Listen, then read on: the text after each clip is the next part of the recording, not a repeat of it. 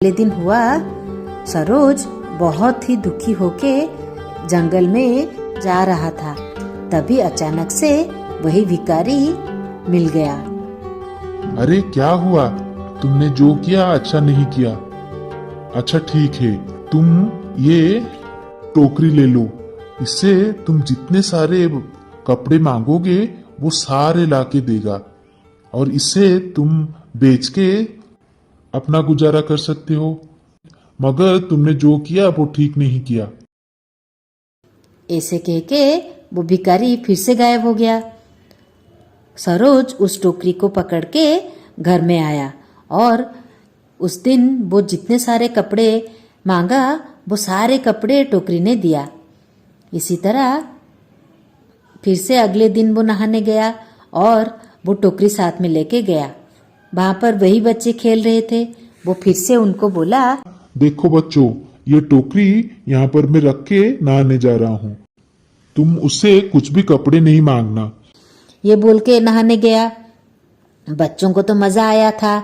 वो मिट्टी के बर्तन से इतने सारे खाना खा के वो फिर से उस टोकरी को कपड़े मांगने लगे, क्योंकि उनको समझ में आ गया था सरोज जो भी मना कर रहा है वही चीज वो बर्तन से मिल रहा है। इसीलिए उन्होंने बहुत सारे कपड़े मांगे।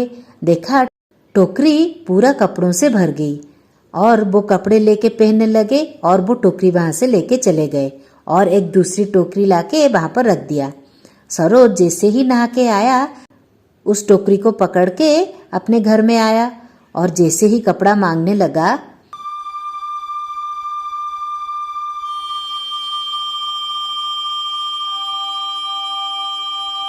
तभी एक भी कपड़ा नहीं निकला। वो फिर से मायूस हो गया और अगले दिन फिर से वही जंगल में जाने लगा। इस बार वो भिखारी फिर से मिल गया। अरे तुम क्या कर रहे हो? इतने बुद्धू हो, सारे बच्चों को बोल रहे हो सच्ची बातें। ये करके तुमने दो मूल्यवान चीज गवाए हैं। अच्छा ठीक है, आज मैं जो चीज तुम्हें दूंगा उससे सारी चीजें वापस आ सकती है और ये तुम्हारा काम है, तुम मुझसे कैसे करोगे। ये बोल के भिखारी ने उसको एक चाबुक दिया और ठीक अगले दिन सरोज वो चाबुक लेके नहाने गया। उसी तालाब के किनारे वही बच्चे खेल रहे थे। फिर से उसने बोला, देखो ये चाबुक मैं यहाँ पर रख के जा रहा हूँ नहाने। तुम लोग थोड़ा ध्यान रखो, मैं अब भी नहा के आऊंगा, मगर तुम लोग उससे कुछ भी नहीं मांगना। और ऐसे कह के वो चला गया। सारे बच्चे हंसने लगे। अरे ये कितना बुद्धू है, ये बार बार हमें ऐसा बोलता है और बार बार हम उसके चीजें ले जाते हैं।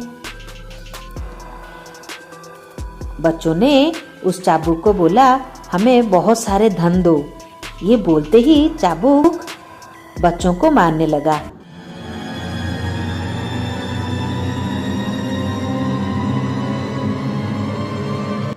बच्चे डर के भागने लगे और चाबुक उनके पीछे भी भागने लगा, बच्चों को मारते हुए भागने लगा। बच्चे दौड़ दौड़ के बहुत ही थक गए और मार खाते रहे। ठीक उसी वक्त सरोज आके पहुंच गया। अच्छा तो ये बच्चों ने मेरी सारी चीजें ली है, ठीक है। अरे बच्चों, अगर तुम इस चाबुक के मार से बचना चाहते हो तो मेरे सारे चीजें लौटा दो।